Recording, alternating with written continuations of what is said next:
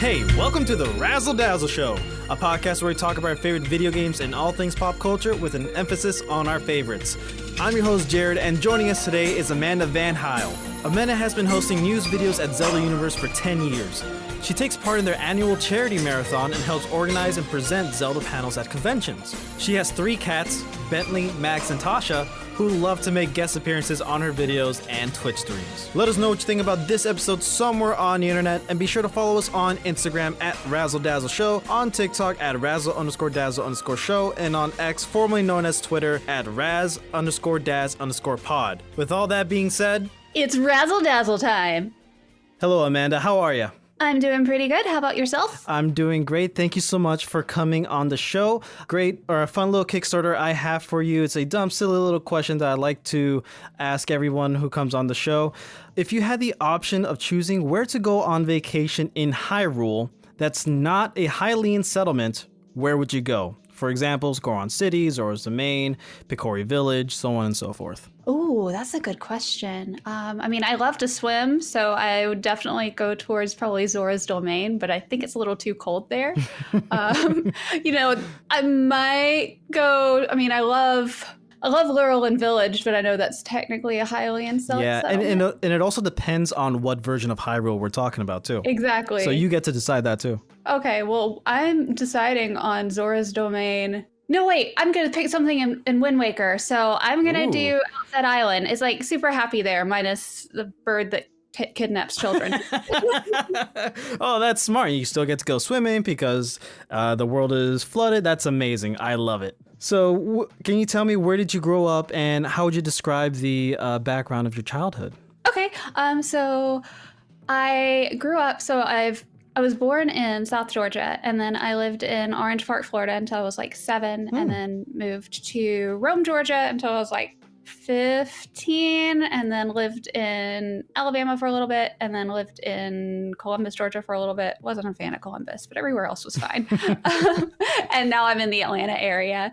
But I started playing Zelda like when I was 11 or 12. Like, I've always played video games, like ever since I was probably, preschool, kindergarten, because kindergarten is when I got my first system. It was the NES. And wow. I started off, because I'm way older than I look. I started off actually playing a Game Boy. I think was the first thing I ever played, because my sister, who's a bit older than me, she had her boyfriend over, and to get me to leave them alone, they just handed me a Game Boy. Mm-hmm. And next thing you know, I am just absolutely in love with video games and have been ever since then. Do you remember what game you were playing? It would have been Super Mario Land. Oh, okay. The one that was on the big gray brick Game Boy. I alternated between Super Mario Land and Tetris were the two that I would play pretty regularly until I got my own Game Boy. When did you get your own Game Boy? When I was 6, I believe. I got that in the first grade. So you got your Game Boy before the NES? No, I got the NES first because I got that in kindergarten. Oh, right. Gotcha. So, okay, then clearly you had consoles. Do you remember each console? Like, how many did you have? Okay, so I started off with the NES and then had the Game Boy. Mm-hmm. Then I actually got a Sega Genesis next because I had played Sonic and loved it, and I love Tails. And so I got a Sega Genesis next, and I also had a Game Gear. And then I still have my Game Gear. Yo! I got the blue one with the Lion King game. Oh my goodness! Yeah.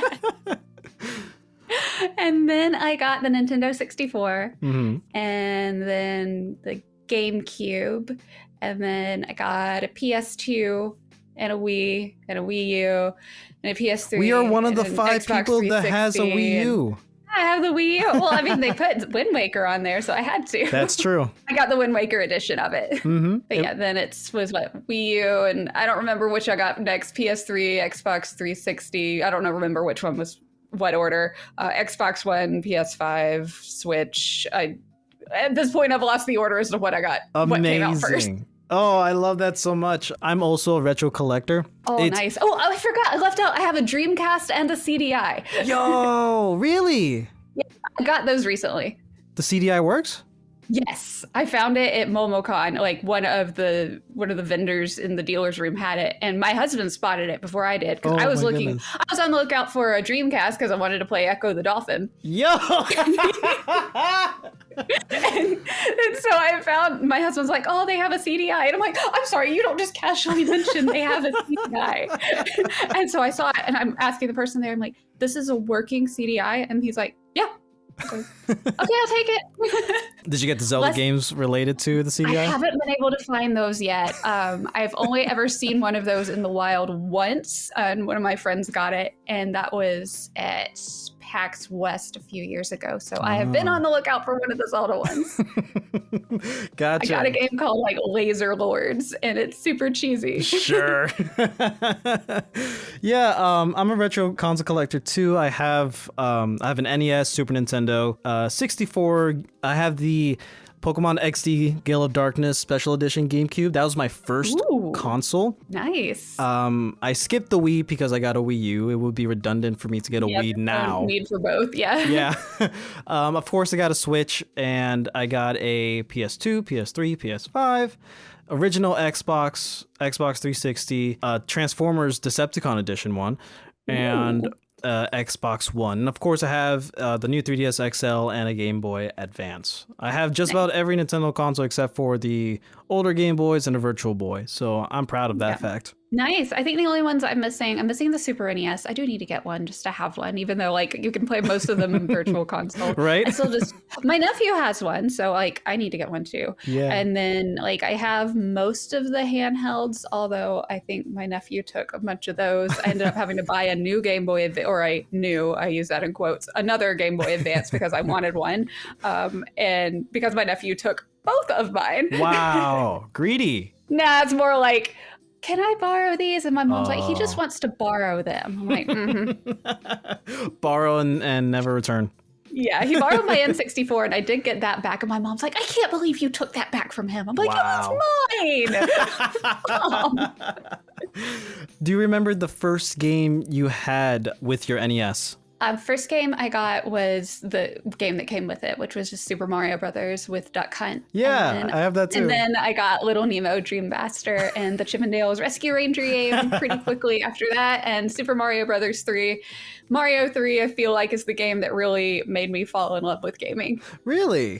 Mm-hmm. Expand more upon that. So that was the one. So it was me and my mom and my sister and we would just play it all the time. Like it was definitely a bonding moment for all of us. And my dad enjoys joking around saying, it's like, yeah, I'd come home from work, nothing's cooked for dinner because all of y'all are in the bedroom playing Super Mario Brothers 3. And I'm going, well, you could just come play with us.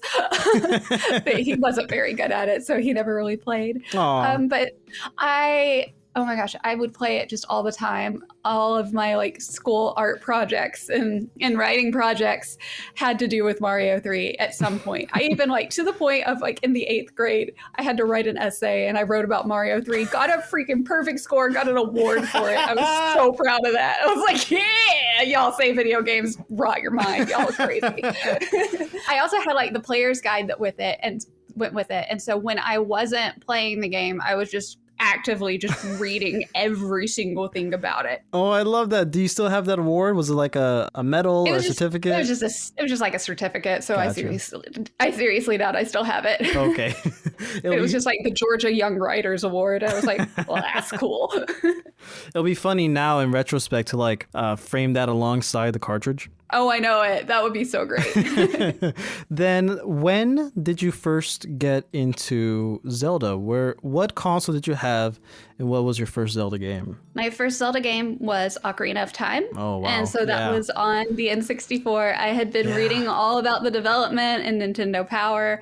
And so as soon as pre-orders opened up for it, my dad took me to KB Toys and I pre-ordered it with my own money. And then I got it when it came out.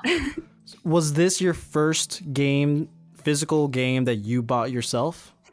No, actually the first game that I bought myself was Yoshi for the NES. Wow. Thanks to grandparents that gave me money regularly. Okay. Ocarina of Time. Yeah, that's a magical place for anybody to start games, period. But for someone who's already into video games and just getting into that, oh my goodness. I recently got myself a golden cartridge copy of Ocarina of Time that works. So I'm really happy about that. That's amazing. I want to put a pin on that first and ask what kind of music was being played in the house while growing up? Oh, that's a good question. And to this day, I still am. I'm a huge Hanson fan. I have been listening to them since I was 11. I have gone to more concerts of theirs that I can count. So that was regularly playing from the time I was 11 until really now. I listen to like a lot of Disney soundtracks. My parents will just listen to like oldies, so like stuff from the 60s is what I would often hear. Like Motown? Yeah, some Motown stuff. I would hear a lot of that. That would mainly be like what was in the car, but like in the house, it was just usually like Disney soundtracks or Hanson. Whole lot of Hanson. Right. Do you remember the first physical music that you've owned that was yours? Oh gosh. I want to say like maybe the Aladdin soundtrack, like on tape. Yeah. What pops into your mind first when I ask you to reach back for an early memory that has a particular show, song, movie, game? What comes to mind first? Oh, that's a good question. I mean, Zelda is usually what comes to mind, like Zelda or either Ocarina of Time or Mario Brothers 3. Those are the two that always come into mind. Gotcha. What was it about Ocarina/Mario 3 that really resonated with you? So Ocarina, with it being it was my first Zelda game, and it was the first time I felt like I was playing a mature game, despite it being rated E for everyone. It still just felt much more grown up than like the other stuff I've been playing, which was like Yoshi's Story and Diddy Kong Racing, which are wonderful games. Well, especially Diddy Kong Racing. Yoshi's Story really didn't hold up as well, but Diddy Kong Racing is a wonderful game. Definitely. But I was used to just the really silly stuff, and then playing Ocarina of Time, where there's like death involved and like actual death and real swords and not just power-ups and things. That's, I think, what it was for me, is it was just like, oh, there's like an intense story going on here. This is great.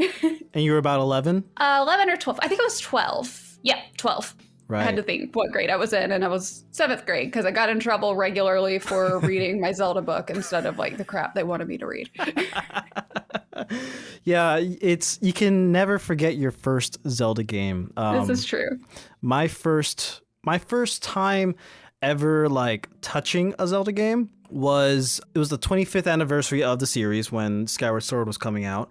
And I remember going to a Best Buy with my mom, and she told me to go to the game section because she's like returning something or whatever. So I go, and there's a kiosk with a demo of Skyward Sword, and I picked it up, and I was there playing Skyward Sword for what felt like hours. I don't remember how much time actually passed, but I was fascinated by everything I was looking at. I don't know if because I was young and pretty watercolors or whatever. Of course, the art style's amazing. The music, of course. The motion controls never really bothered me all that much. So I was just in trance. I have no idea how long we were in that Best Buy, but it felt like hours. But my first game, technically, that I bought, everybody got it, 25th anniversary edition of Four Swords. It was free. I used to play that with my cousins all the time, but I wasn't into it yet. I wasn't into the series yet. Like, my cousin kept asking me to play co-op together, and I'm like, yeah, okay, I guess. But it wasn't until probably like a couple of years later where I was watching one of Nate Wants to Battle's videos because I found him on YouTube. I love his music. Right? He's so good.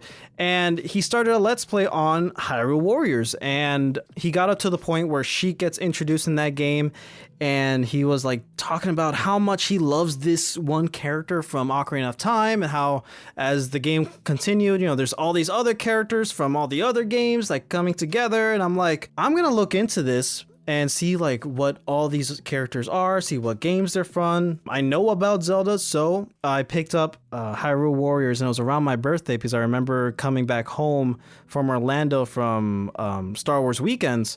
Oh, I miss Star Wars weekend. Right? I loved going. Oh, I loved it so much. And I think this year was my last chance to be in the Jedi Padawan academy thing, on Oh, stage. nice. So I was 13. You got to be like 13 and younger to be in that. So this was my last chance and I got to do it. Some guy called me Dazed and Confused. He made a Dazed and Confused reference at me because of my hair. I will never forget that. But yeah, on my way home, we stopped by a GameStop and I picked up Hyrule Warriors, and the guy was talking to me like, "Oh, this is your first Zelda game? Oh, this is a nice way to start." And it was like giving me a breakdown and stuff, and then I played it, and I just remember the opening sequence of Zelda in Hyrule Field playing Zelda's Lullaby, and it's a very big song story. And I have a strong connection to Zelda's Lullaby because of it.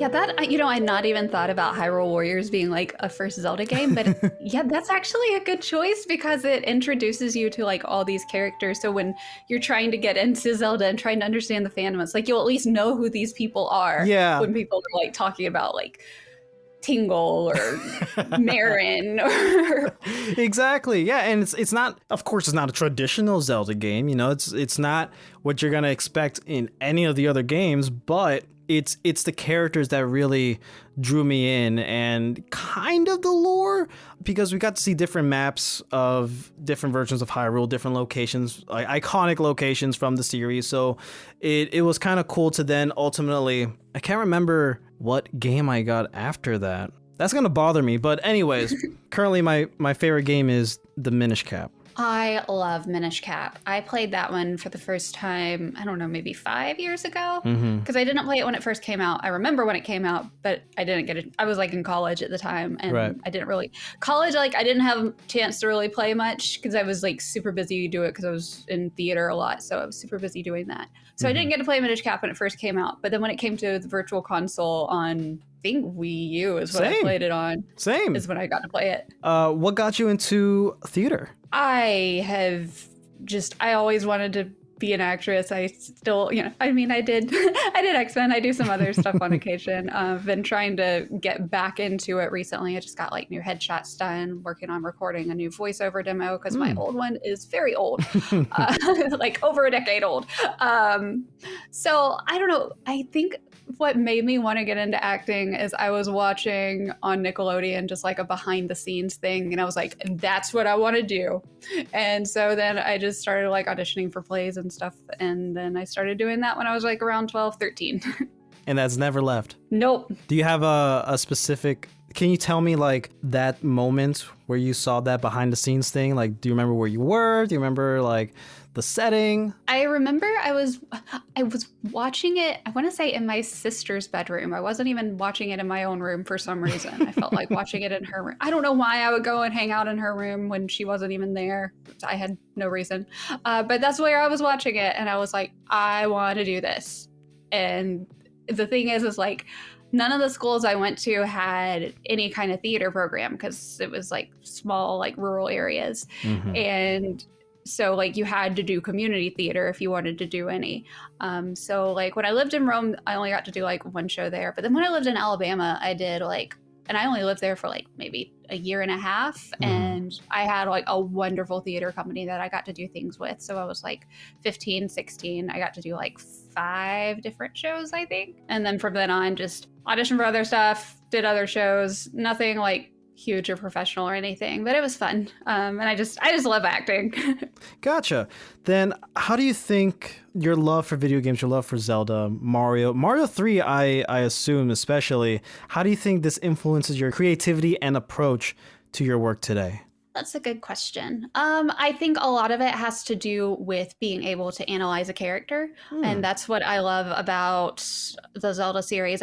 We did a panel on the NPCs of the Zelda series. We called it, "It's Dangerous to Go Alone, Take Friends." And it was all about like Link's friends and also enemies, and just like looking at all the characters and analyzing them and like understanding like the different friendships and companionships and like all of that and history between Link and all the different characters and how like they influenced his journey. I never thought of it that way. Yeah. Interesting. So it was fun getting to do it that way. Oh, that's awesome. Then can you tell us more about your journey into the world of video game journalism and how you became involved with Zelda Universe?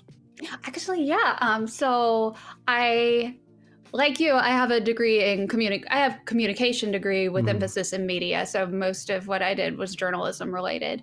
And I was not using my degree for anything. I was working in a box office at an art center. So I literally was not using my degree for anything. And then I saw Zelda Universe was looking for news writers. And I was like, I could do that. And so I just submitted some writing samples. And they asked me if I wanted to come on and be a writer. And so I started off as just a news writer. And then they needed somebody to take over for Zelda News because at the time, Alana Pierce was actually the host of Zelda News. And she has moved on to huge things ever since then. And so those were some huge shoes to fill.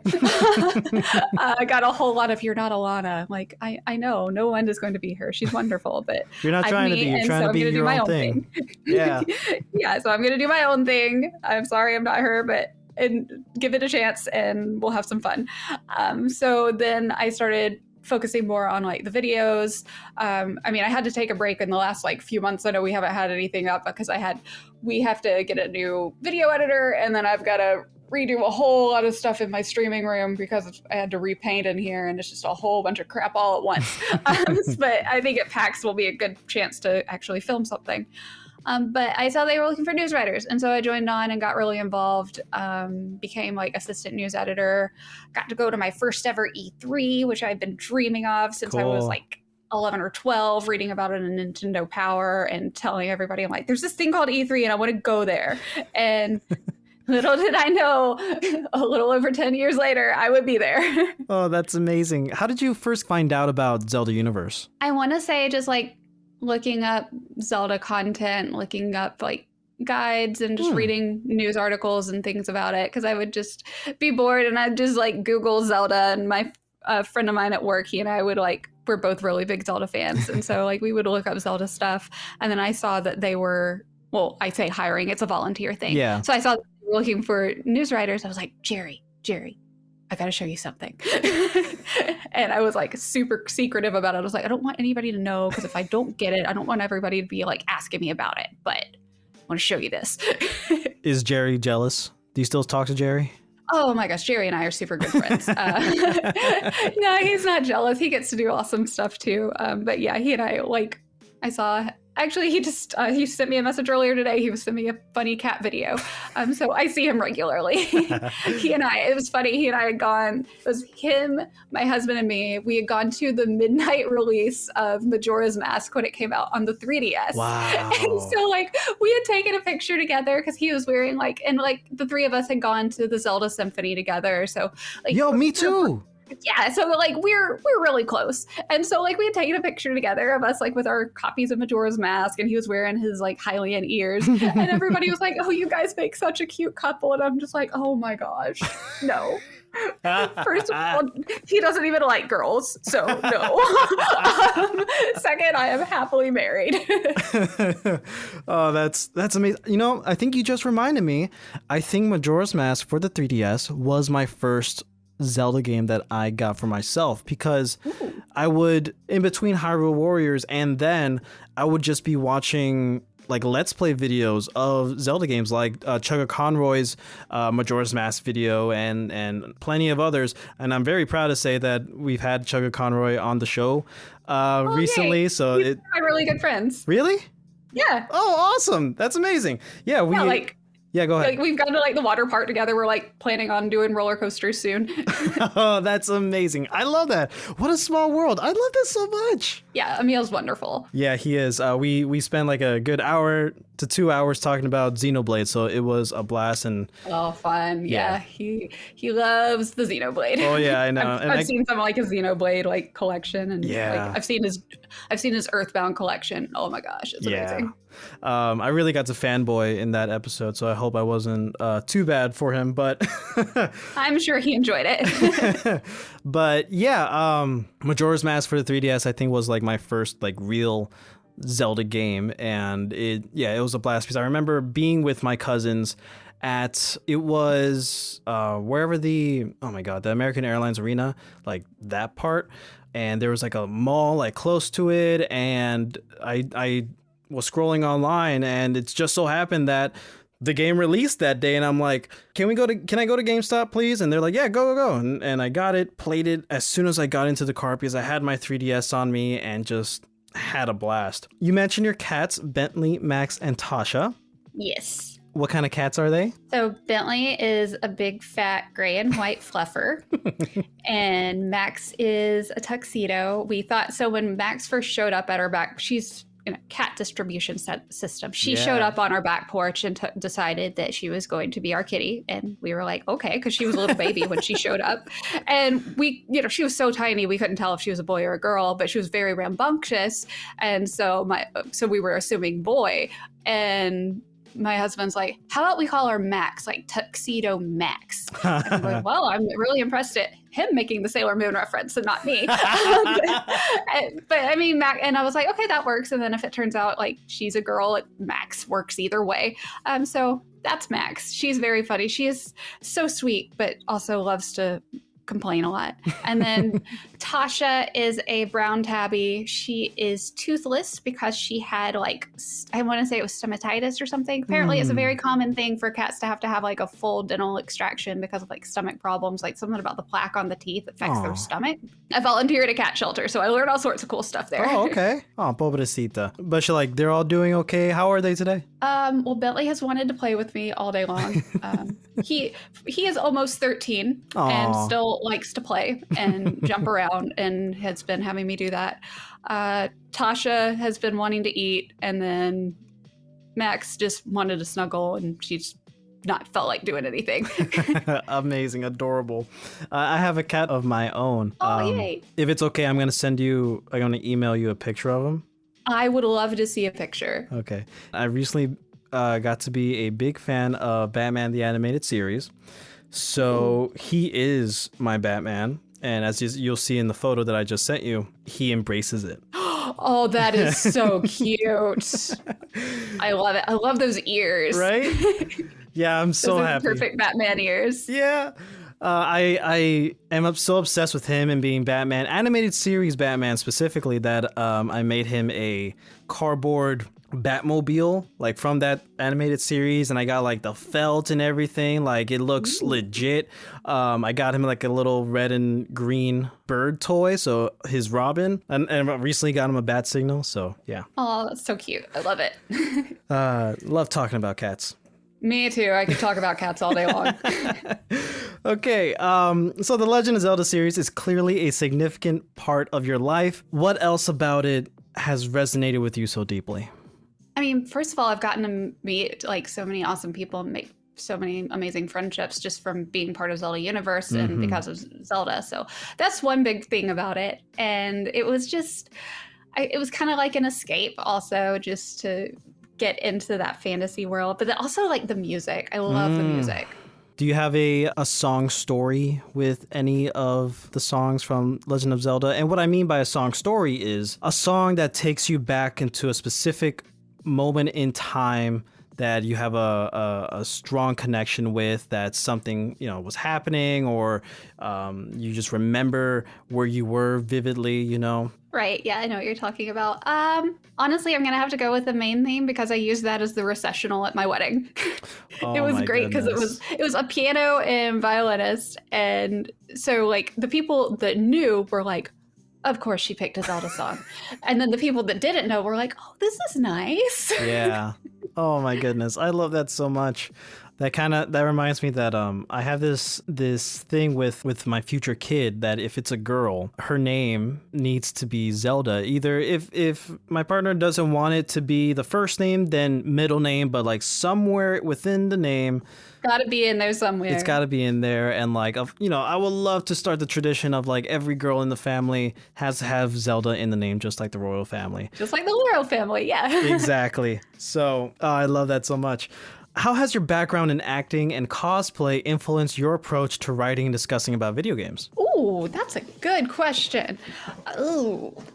Cosplay is just I get to meet other cosplayers. So that's one of them. Is I will use it as kind of like an excuse to be like, okay, well, I need to get this Zelda cosplay because I need to do some Zelda footage at this convention with fellow Zelda cosplayers, and so I need to cosplay also. And so that's my thoughts on that. I want to do Lady Urbosa at some point, and I've never done Zelda, and I need to do Zelda at some point. Wow. Yeah, definitely. I think the main reason I haven't done Zelda is like I feel like she has to be so perfect that I'm nervous to do Zelda fair. Because I feel like I cannot get it like perfect. Which version? And I would be fine with any of them, but I think I kind of want to do like the Breath of the Wild version or Tears of the Kingdom version. I just like her outfits, and I like that she has to wear pants for once. But I also love like the white dress that she wears at the end of it is super pretty. So definitely. I kind of want to wear that one. And then, so that was pretty much how it would affect it. Acting, I think it's just because I know what's entertaining, and so I can apply it that way. I can put like character into what I'm writing, I guess. That makes sense. Yeah, I totally understand. Are there any specific moments or memories associated with the Zelda series that have had a lasting impact on you? Ooh. Lots of them. Right. Getting to play Breath of the Wild at E3 for the first time. Oh, wow. And going through that set was so beautiful. Yeah. Oh my gosh. And the way they had the set is like you walk through the line, which is forever, which was totally worth it. And then you go in like this little presentation room and you sit there and they show something and they tell you, we're about to go in. And I still don't know how they projected this, but they had some projection on like the door and it made it look just like a shrine opening. I don't know how they did it. I did it again, and I tried to watch for it, and I just could not figure out like the technical aspect of it. So that was pretty cool. Just like the excitement there, and then just walking out into like where all the games are, and it's like they had the different people working the booths. So like, okay, these are your links. So and because they had them all wearing like the blue shirt and khaki pants. No, that's fun. And so like took me to the thing to play it, and I just climbed the whole time. I just climbed. I can climb and I can jump, and I'm gonna do it. Yeah, right. I'm sure it was a magical experience.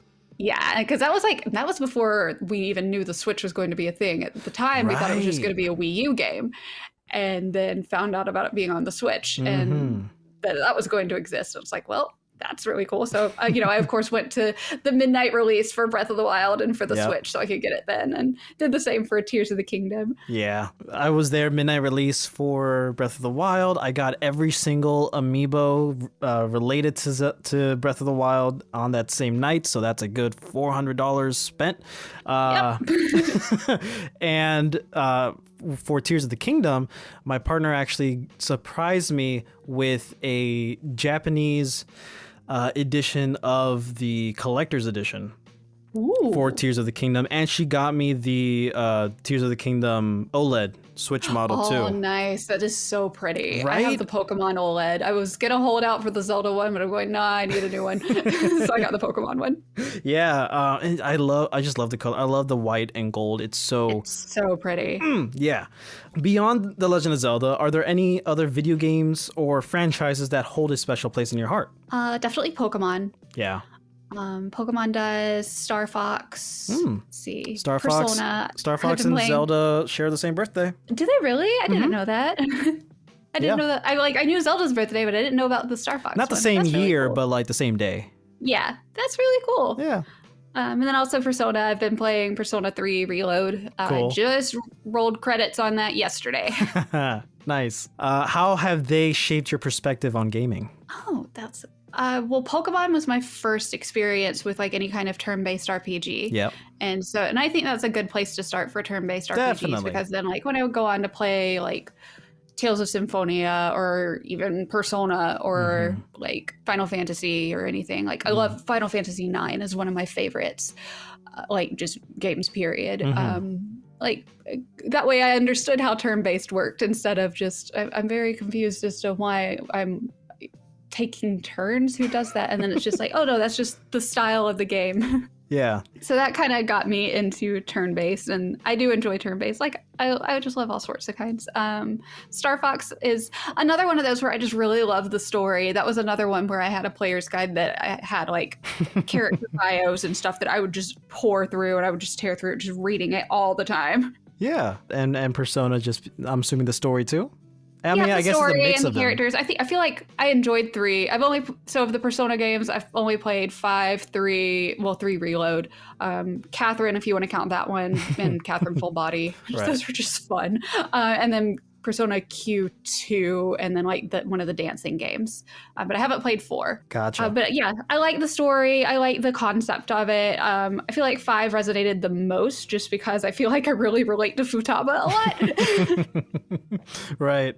As the assistant news editor and anchor for Zelda News on Zelda Universe, what has been the most rewarding aspect of your work? Anytime I meet somebody who says they just really enjoy just watching the show and watching the streams, and it's like something they look forward to, that I think is just the most rewarding. Like, if I can put a smile on somebody's face, I'm happy.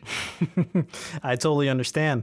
Can you share a memorable or favorite moment from your time on working on Zelda News? Ooh, let's see. Any of the times I get to record at conventions are good, because then like I'll have other people I can talk to. Right. There was one time I actually got to do it with a friend of mine. My friend Lila was at a convention with me, and I was like, you want to be on Zelda News with me? She's not even like a big Zelda player, but I was like, you're going to be on the show with me because you're here and we're going to do it together. And so we had a lot of fun doing that. And then what have been some other ones? Anytime like I've gotten to have a guest on there, especially if it's like another Zelda Universe person is there. My favorite Zelda Universe Zelda News memory was when Link's Awakening got announced for the Switch, like the remake. And that is because I was at Disney World at the time, and my husband and I watched the direct on the bus to Animal Kingdom. And I was not expecting anything Zelda related. So like, I'm always just like, unless there's something Zelda related, don't bug me. I'm going to be at Disney World for the next few days. And so of course something Zelda related happened. So we're on the boat, or not on the boat, we're on the bus because we were going to Animal Kingdom, on the bus to Animal Kingdom. And we're watching the video, we're watching the direct, and then we see the shipwreck. My husband Dan, he recognized that it was Link's Awakening before I did. I don't know how he recognized it first because he doesn't know anything about Link's Awakening, but he knew that's what it was. He's like, oh, it's Link's Awakening. I'm like, what? Oh my gosh. And so I'm like, just watching it going, eyes are huge. And so I got to record Zelda News from there. And so what I did is we did it like I'm sitting by the pool, I'm like sipping on a drink, and we like see I'm just like relaxed, just having a great time. And my husband's just come by and like, hey, it's time for Zelda News. I'm like, what are you talking about? I said, don't bug me with anything Zelda related unless a new game comes out or gets announced. And he's like, yeah, exactly. And then he like throws me the phone, and I look at it. I'm like, oh my gosh. Okay, we're gonna record right now. And so I got to do a really fun little sketch with that. Was the sketch was like, hey, live from Cohost Island or whatever? Exactly. Yeah, because I think I was staying, I'm trying to remember where I stayed that time. I want to say it was like at Coronado Springs that time, but it was at the island. So I was at the beach, without the beach. I cannot think of words right now all of a sudden. I haven't had any caffeine today, so that's probably the problem. I was at the pool. So yeah, totally live from Cohost Island. And I filmed on the beach before because then I could do the whole like, hey, look at me, I'm on Cohost Island filming Zelda News. Like, I got a Zelda swimsuit, so I figured I could make it work. Oh, that's amazing. How do you see the future of video game journalism evolving, and what role do you hope to play in that future? I think a lot of video game journalism is going to be in the form of short form media, because that is that's just what's popular right now. That is what people like to see. They like to watch TikToks. They like to watch Instagram Instagram Reels. They like to watch YouTube Shorts because it's something they can just mindlessly scroll through. Right. And attention spans are not super long. And so people will watch like a 1 minute or 30-second video like, hey, here's this game that's coming out.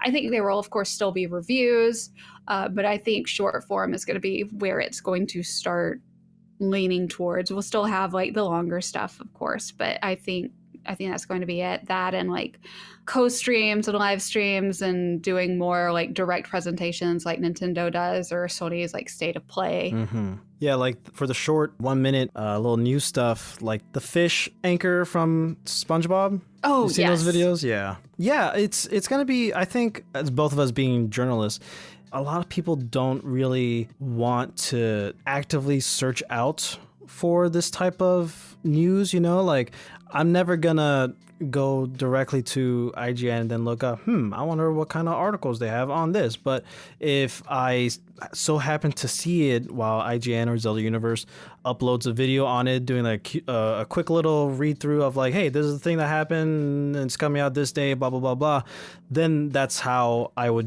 I normally get my news content now. Like, and it's weird because I miss the days where I get that notification from Game Explain on YouTube, and you know they showcase like an announcement of this thing or whatever. You know, I kind of miss that. Oh yeah, absolutely. I miss that too. It's, you know, I think it's great that we can get all this information out there, but it's gotten to the point where everything is just so overly saturated that people are just used to just small things just being in their face like constantly. So it's like hard to even hold on to one thing at a time. And I mean, there's something to be said for like having something to look forward to. I always loved like reading the new stuff in Nintendo Power back when that was in print. I always loved like looking forward to a new edition, getting like because even with what we're doing like with Zelda News, we're working on evolving that to incorporate more short form, because that's what people are really more interested in, is they want to see like, oh, let's see this quick TikTok video, let me see this quick like YouTube video. That's, you know, one of the reasons why we've been taking a break on it, is trying to formulate exactly how we want to handle all that. And I had to get new equipment. Right. Yeah. And I think that's interesting because it kind of takes more effort to make it shorter, you know, because it does. I don't it's like, so weird. I was at a loss because I'm used to, because I don't write the news articles really much anymore, because I do more on the video side. So I don't really handle like the news side of editing, but like I handle, you know, making the videos, and I always make those scripts. But, you know, I'm used to coming up with something to like read or watch that is longer. And that was what I'm kind of used to. And even just the way I film it, even the way like I format it. I mean, even short form stuff is like the portrait style instead of landscape. Right. So all of a sudden I'm having to like change everything in my set. I had to order a new mic because like because I recorded on my iPhone and I got the 15, and my old mic didn't work with this one. So like it's just been like one thing after another of like trying to incorporate short form. And I just, you know, I'm old. I don't understand TikTok. Yeah. People just want to see the headline of whatever new story is coming up, but like also don't want to read it. Yeah, and it's even unfortunate the headline, because which is just a lot of sentence. times they miss a lot of the really important stuff. They'll see part of the headline. It's like, you didn't read the whole story. Exactly. Yeah, so they'd rather be, you know, spoon-fed like, okay, this is what's happening. Cool. All right. If you want to know more, come check us out. We have an article on it. Boom. Yep. Yeah, journalism as a whole is weird nowadays with social media and how people are consuming things, but that's the world we live in. Yep. How has being part of Zelda Universe impacted your own personal journey and growth? Just all the friends I've made. I've gotten to travel so much before Zelda Universe. Like, I mean, I'd gone to a few other states, but it was primarily like Southeast, and then I'd been to like New York, and that was it. And I've gotten to go to like California and Washington and like Philadelphia and Boston, and gotten to travel like to a whole bunch of different places that I probably would never have thought of before. And that's been really neat. And then just all the people, like I've made so many friends at Zelda Universe that like a lot of us are just really super close, that we talk to like regularly, not like non-business related on a regular basis. Right, and you're just surrounded by people that, you know, love the same thing that you do as much as you. Exactly. And that is something that like growing up I never really had, because I didn't really have a lot of like gamer friends. Like nobody else really played. It was just me. And then like moved a lot. So when, you know, you move a lot, you got to find something to entertain yourself with. And so I played a lot of video games. So video games got me through a whole lot of loneliness. And so then like to meet other people who know what I'm talking about, like when I'm playing a video game or something, or they know these games, and I can be like, hey, have you seen this? And I'm like, I can actually talk about this and somebody know what I'm talking about. This is great. Yeah, you're preaching to the choir. I'm the exact same way. I've always been into, gaming and pop culture stuff, right? But like having somebody to talk to, that's never been like an easy thing to do. I have this show, the Razzle Dazzle Show, where the whole purpose and premise of this show is friends, best friends, getting to sit down with each other and talk about our favorite video games, our favorite shows, movies, etc. And that's something like I created and really wanted to perfect. And like we're doing this for over 4 years now. We've been doing this exact same thing, but I still feel like it's hard to meet people who want to specifically talk about Zelda. I still don't know anybody else. Like I know like maybe 1 or 2 people that are close to me where we can have an in-depth discussion about Zelda. And Zelda's like my favorite thing ever. And having this conversation with you is like very fulfilling, I guess. Does that make sense? Yeah, absolutely. Yeah, this is the sort of thing that when I was younger, I was constantly told, like, Amanda, nobody wants to listen to you talk about video games. Nobody wants to watch you play video games. I'm like, joke's on you. Yeah, back then it was so like kind of frowned upon, or like nobody paid attention to it or whatever. Like, video games were I grew up in the 90s, so video games were definitely frowned upon a good bit back then. Yeah, and me growing up in the 2000s, it's still that way. Like, I remember you said that you wrote a paper on Super Mario 3. When I was first starting community college, we were given like free range essay, do whatever you want on it. And I was so excited because I remember Gerard the Completionist in his Final Fantasy VII video of how like he also wrote an essay on that specific game, and because of how much he loves it or whatever, right? So I was inspired to do the same thing, but with Zelda. So as soon as I got home, I pulled out my Hyrule Historia and I was like flipping through it to like see like what exactly do I want to talk about, formulate my thoughts, whatever. While I was doing that on my desk, my mom looks at me and she's like, "What are you doing?" "I'm doing homework." With Zelda? Yeah, the professor said I could do it on whatever I want. She's like, "No, you got to do something that's real and that's smart and that makes sense." And I'm like, all right, cool. So I got to put this aside. But a few years later, now I have this platform where I get to talk about this stuff, and seeing communities like Zelda Universe that's been going on for over 20 years because of just fans wanting to express their love about a certain video game. It's beautiful, it's amazing, and then it expands to not just the game, but like conventions and symphony orchestras, the Zelda Symphony Orchestra. Oh, that was so good. It was one of the best moments in my life. I have this whole song story. I'm also on this podcast called 3 Song Stories, shout out. And we tell biography through music, people's biography through music. That's why I asked you earlier about if you had one. And I was a guest on it, and one of my song stories was on Zelda's Lullaby, and it was that story of me, of my first game, Hyrule Warriors, and that stuff. And the question that was also asked, your favorite concert experience, it was the Zelda Symphony Orchestra. I've also been to a Pokemon Symphony Orchestra, but oh, I've been to that one too. That was right? Great. And for both of these concerts, both of these orchestras, the collective experience is phenomenal. One, for Pokemon, because at the end of the show, everybody is singing I Want to Be the Very Best. Just to be in a room with everybody singing the Pokemon theme was the most amazing experience. I'm like, the very thing I used to get made fun of for is now like we're all celebrating it. I love this. Exactly. And I was brought to tears. And I went to the Pokemon before Zelda. And when I finally got to Zelda, I like listening to them play Zelda's Lullaby and stuff. It was truly magical, and I was looking around me, and everybody was just entranced by the music, entranced by the orchestra, entranced by the Legend of Zelda. Yeah, sorry.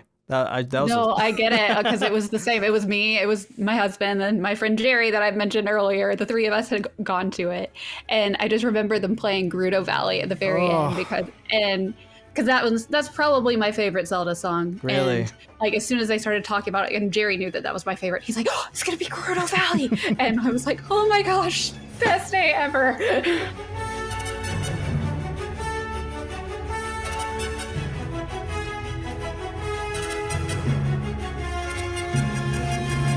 Yeah, it was beautiful. I still have the my mom bought me a lot of merch that day, but I've lost like some of it like throughout the years, but I still have the piano sheet music. Oh, I need to get that. Yeah, I keep saying I need to get like all the Zelda sheet music and actually play it, but I've not done that.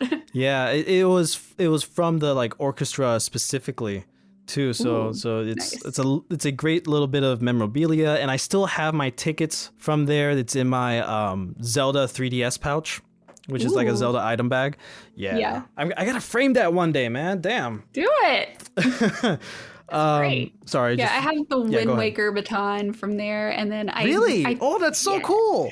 And then I know I got a t-shirt from there. I don't remember if I still have it or not. I'm pretty sure I do. I did too, but that got like ruined throughout the years. Yeah, that's why I don't know if I still have it or not.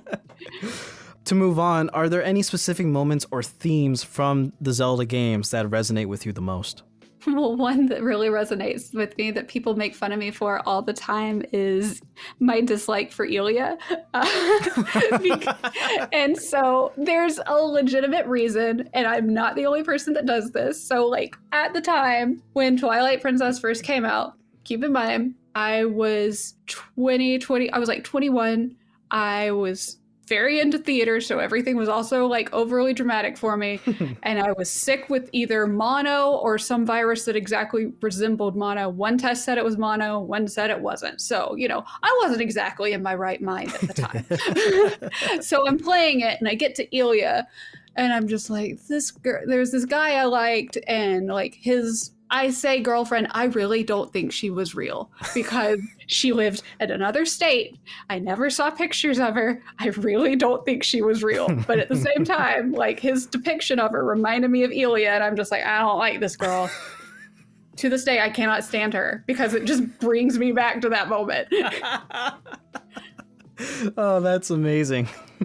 But everybody gives me so much crap for it, and it's like, this is really petty. I'm like, yes, and there are plenty of people that like can't listen to a song because it reminds them of somebody, or like can't get into a series because it reminds them of somebody. This is just another way that we chronicle times in our life, and was how it chronicled my time of my life. That's actually, I already had that as a question I was going to ask you during the speed round of a song that you don't listen to anymore that you have a bad memory associated with. You don't have to like go into the memory specifics, but like if you had a song, and what song would it be?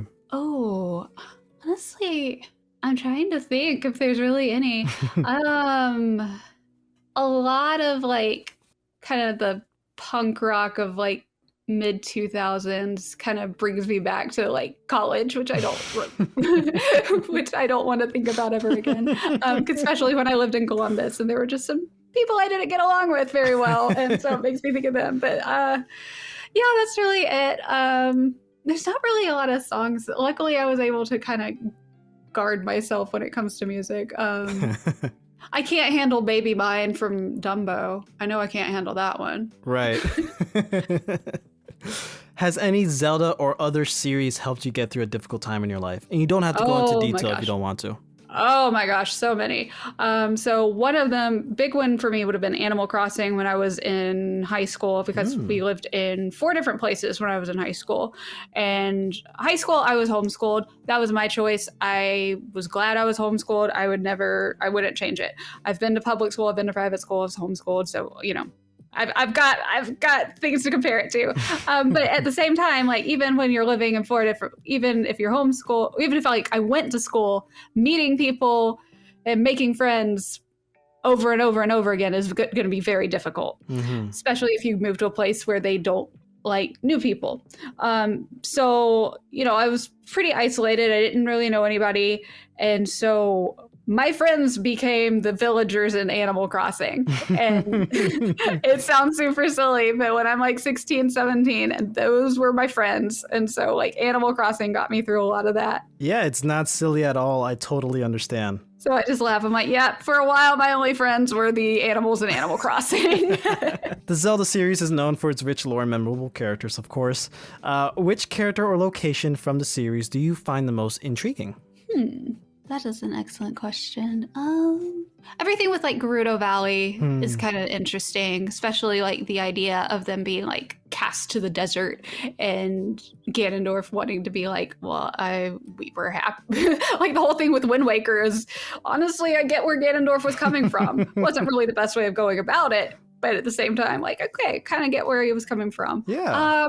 A lot of the lore just in Ocarina of Time, especially just because that's where you really get to meet the different like races and all that. You know, I'm of course curious a little bit about like the Zonai because we see them, but it's still kind of like towards the end of their species. But I'm really interested in like the Gerudo. I think also because like I grew up with all sisters, so I'm kind of used to being like in the all girl sort of thing. Right. So it's kind of where I stand with the Gerudo. Yeah, I guess kind of the background there and like what it was like pre Breath of the Wild, like kind of the Ocarina of Time era, because it's still kind of mysterious. Yeah, no, I totally understand. I've actually recently played through Ocarina of Time again, I guess for my third time. And during this playthrough, the impact of the story, I guess, never really landed with me until this recent playthrough. Like this recent playthrough really opened my eyes to just how great of a game Ocarina of Time is in terms of like world building, the characters and like the settings, you know, like especially Princess Zelda, because I always thought Ocarina of Time, yeah, it's great for its many reasons, but like I always thought it was like, you know, it's a plain story, you know, hero's journey, blah blah blah. I never really looked into it in detail up until recently. And what really struck me is Zelda's whole journey throughout these 7 years in between the child and adult time, her having to train and build up a resistance against Ganondorf within 7 years of watching her kingdom get destroyed. And you know, it sucks also for the Gerudo because they are all like, you know, yeah, we're behind you, Ganondorf. And there's Nabooru who's like, you know, I was behind you, but like I don't want to do it like this, you know, so I'm not here for it, but then gets taken over. And then there's like the specific ordeals that the Gorons and the Zoras go through. There's so much there that I never realized up until recently. And it's crazy that this amazing story is being told in a video game. Oh, absolutely. It's funny, the part with like with the Goron eye drops, that part, like, I don't know why that hits me really hard, but I think I just understand the like just that feeling of like, I feel horrible, I just need something. Irritated please. eyes, yeah, oh my god. Yeah, oh gosh, yeah.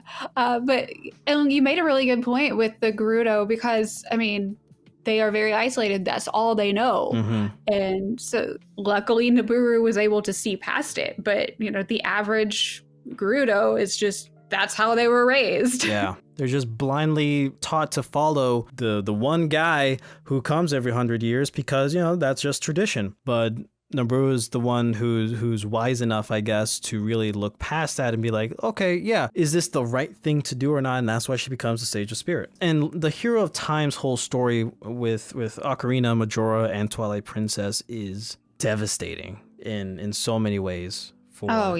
For a character that is supposed to be you know, he is the link between you and the game, as we all know, but like there's some actual weight to his story in every timeline, you know, it's beautiful, it's amazing. Yeah, and it's like, you know, you think it's going to be like always a happy ending, but not necessarily. Yeah, there's a whole timeline where he dies, and that's not so happy. Are there any aspects of the Legend of Zelda series that you will like to see expanded or explored further in future games? I really enjoyed the voice acting performances in Tears of the Kingdom. Me too. I thought it was great. You know, I enjoyed what they did in Breath of the Wild, but I love how they expanded on that in Tears of the Kingdom. And so I want to see more of that.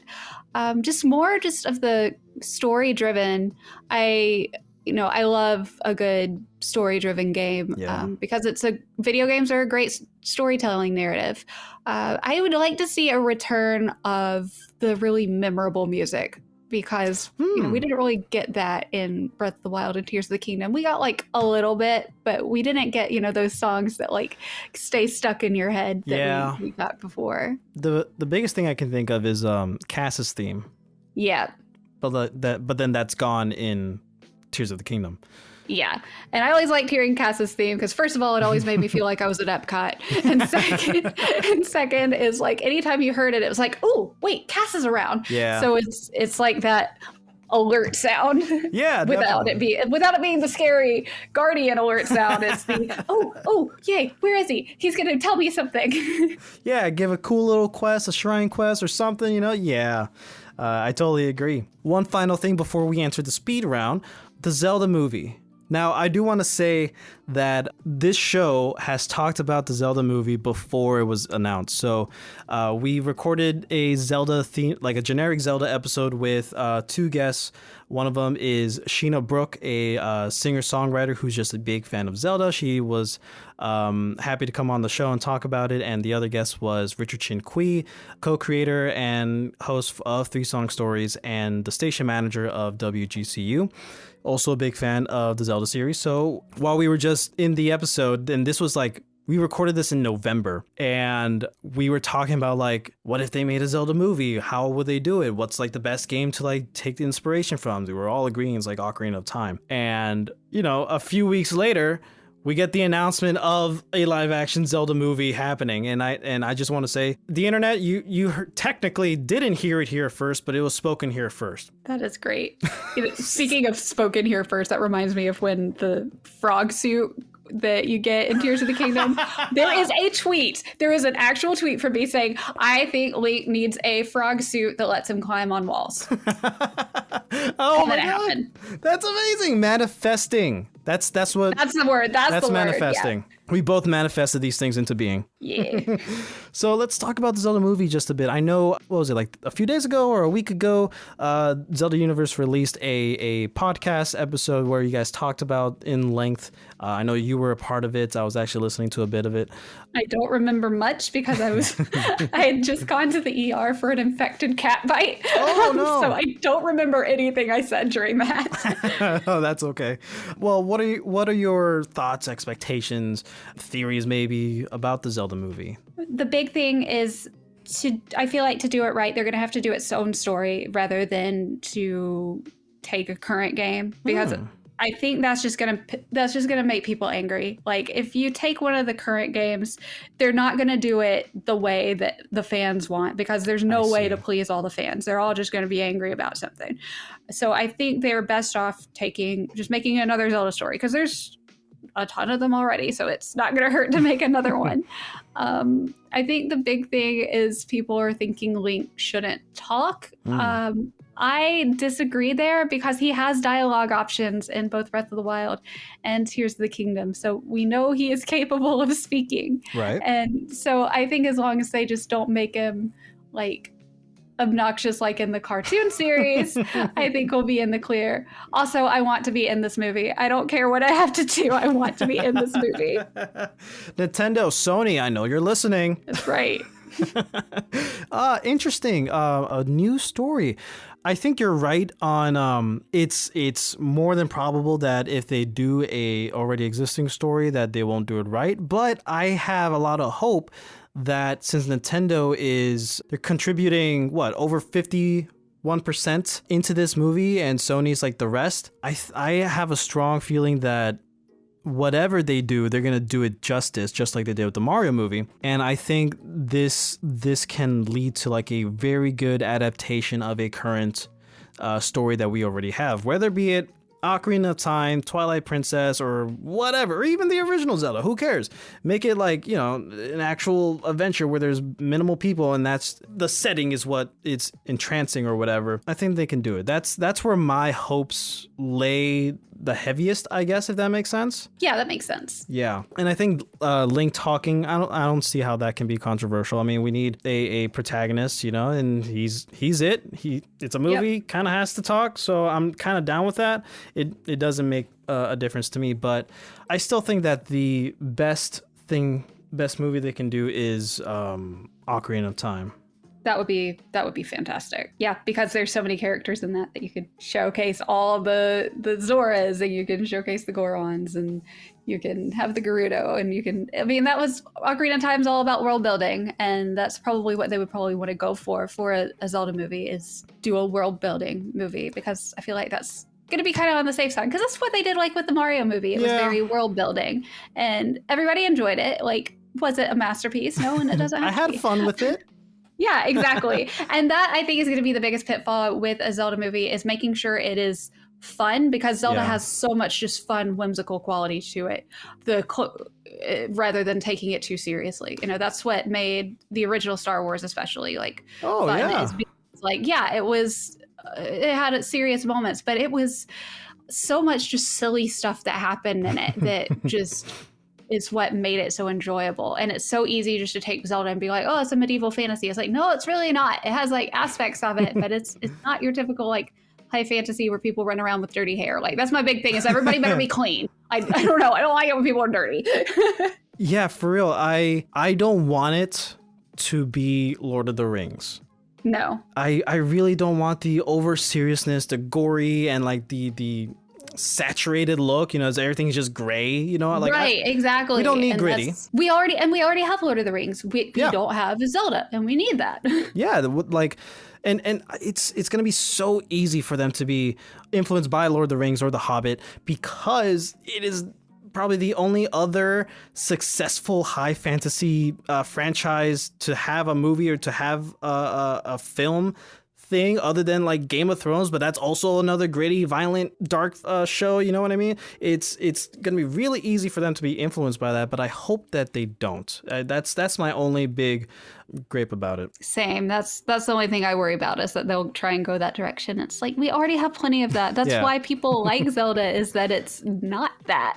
Exactly. All right, let's get into the speed round, where I ask a lot of random questions just because they're fun, and they actually might be more thought-provoking than what we've talked about already. We'll see.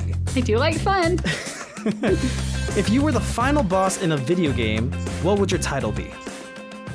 Oh, man.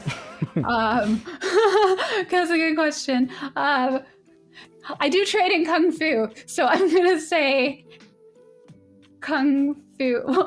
Kung Fu Panda's already taken.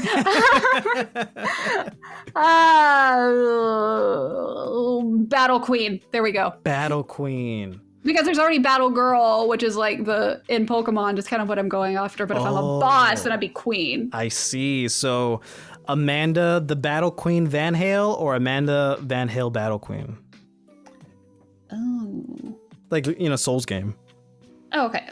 Well, in that case, then I would be just mine. It would just be Amanda. And then people would refer to me as like the Battle Queen. Yeah. Oh, gotcha. Understood. And I don't know how I just like put this together with your last name. Van Halen? I get that question a lot. Yeah. So it's VanHiel is the last name. I married into it, so I have no say in how it's pronounced. I don't know why it's pronounced that way. That's just how it is. Oh no, I'm sorry. I understand how it's pronounced. I'm just saying, like, the connection. Van Halen, does anybody make that connection? I'm sure. I get that question a lot. People are always like, so like Van Halen? Got it. I mean, they're cool, but yeah, I don't think it's related in any way. But that would be neat if they were. What would your boss theme music be? And you can choose music from anything. It doesn't have to be original. Ooh. Can I get Hanson to write something for me? Of course. Okay. Just gonna get Hanson to write something for me. Otherwise, I'm probably gonna go with like Beatrice's music from Final Fantasy IX. Ooh, okay. If you were a superhero, what would your name be? Ooh. Oh. I'm so uncreative when it comes to these things. See, I told you they'll be more thought-provoking. Wildcat. Wildcat. Why? Is there a reason? Because I like cats. Okay. That's really it. I love it. What would your powers be? My powers would be... I mean, I'm going to take my Dazzler powers and I'm going to... I'm going to be like a super awesome, like, fighter. I love it. If you can live in a world of your favorite show, movie, or game, which one would it be and why?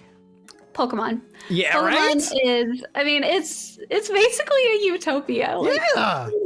it's safe. Everybody's happy. I mean, yes, there's the occasional like apocalyptic thing that happens, but for the most part, like it's great. The more we talk, the more I think we're so alike because Oh, yay.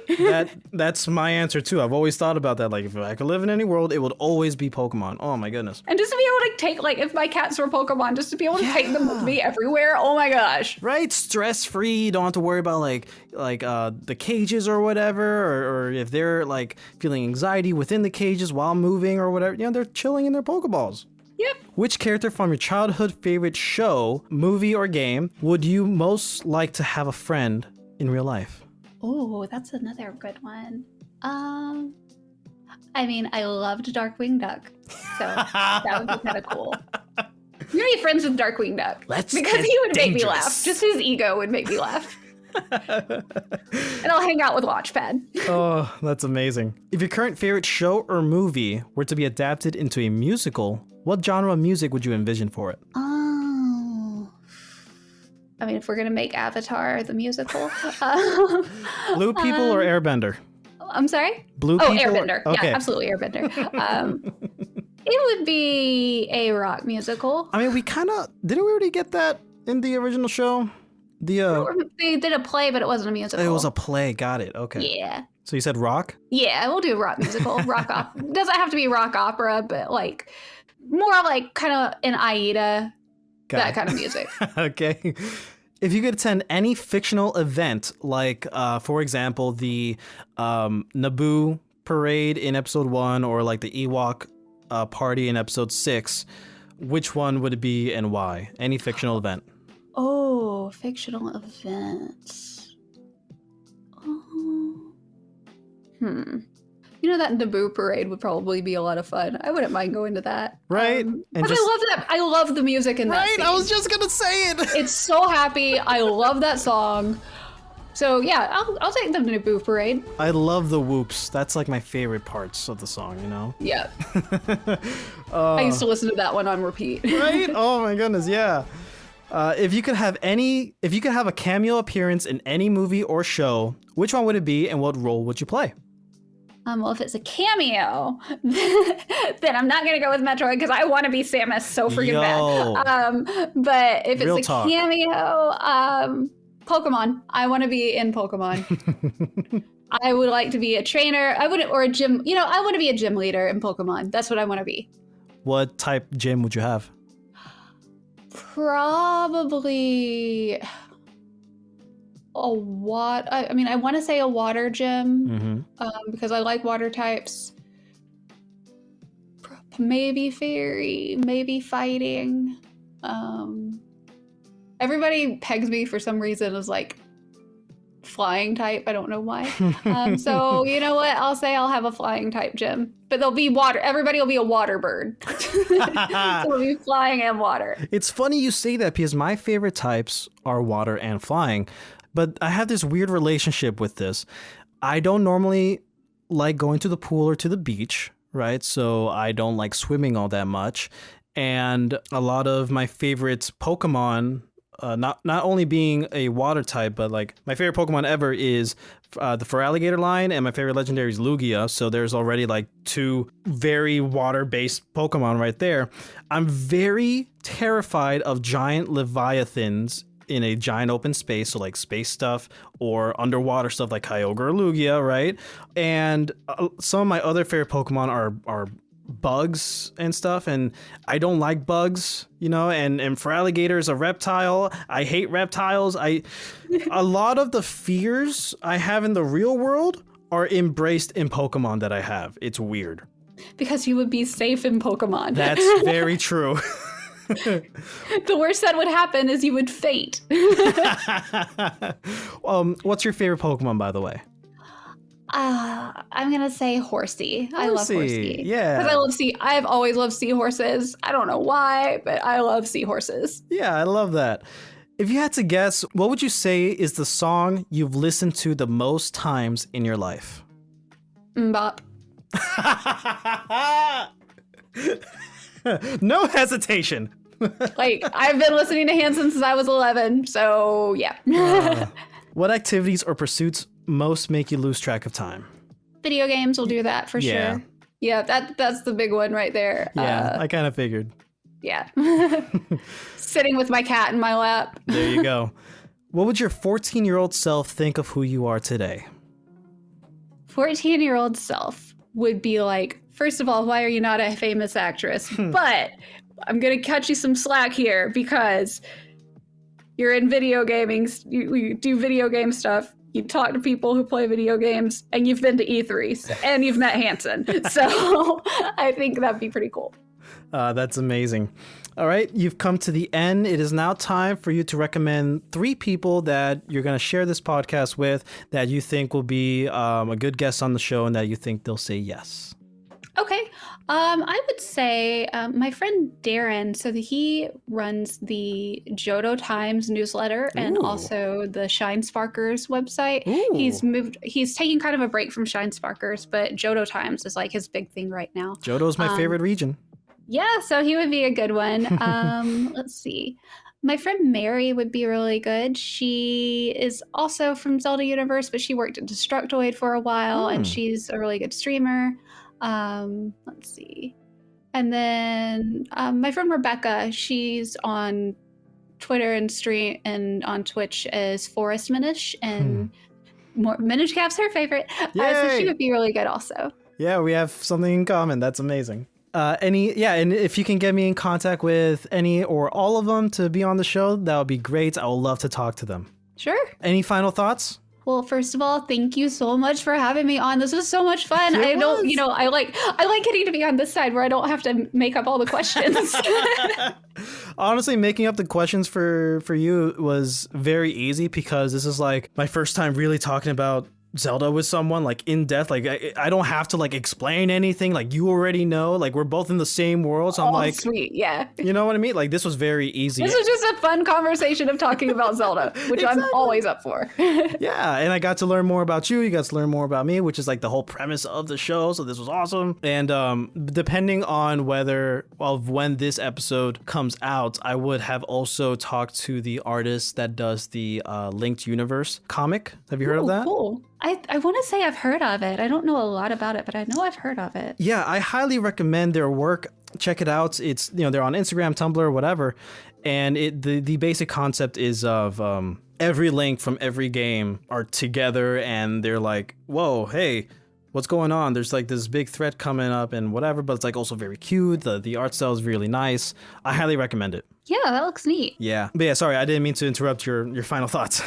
No, you're good. Yeah, this was just so much fun getting to like tell all my fun stories about gaming because I've got a whole bunch of them, so I don't get to talk about them a lot, and that's always fun. So I just had a great time. Thank you. I know this will probably air well past it, but we're going to be at PAX East doing 2 panels, but I think you'll be able to go back and watch one of them. It's going to be a 2D versus 3D showdown. It'll be on the PAX 2 channel on Twitch, and I think it's one that you can go back and watch later. So that one I'm really looking forward to. We've never presented that one, and the other one's going to be the Tears of the Kingdom panel. Awesome. Cool. I'll definitely be on the lookout for that.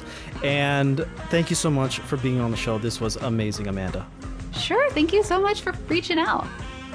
All right, that's all the time we have for today, guys. If you want to see more of Amanda, find her at her website at amanda.vanhiel.com. Follow her on Instagram and X at Amanda VanHiel, on Twitch at Panda Princessa, and on the Zelda Universe YouTube channel and all their social media. Links to everything in the description down below. Please let us know what you think about this episode somewhere on the internet, and make sure to follow us on Instagram at Razzle Dazzle Show, on TikTok at Razzle_Dazzle_Show, and on X, formerly known as Twitter, at Raz_Daz_pod. Be sure to leave us 5-star ratings and a nice little written review down below, and we'll catch you on the next one.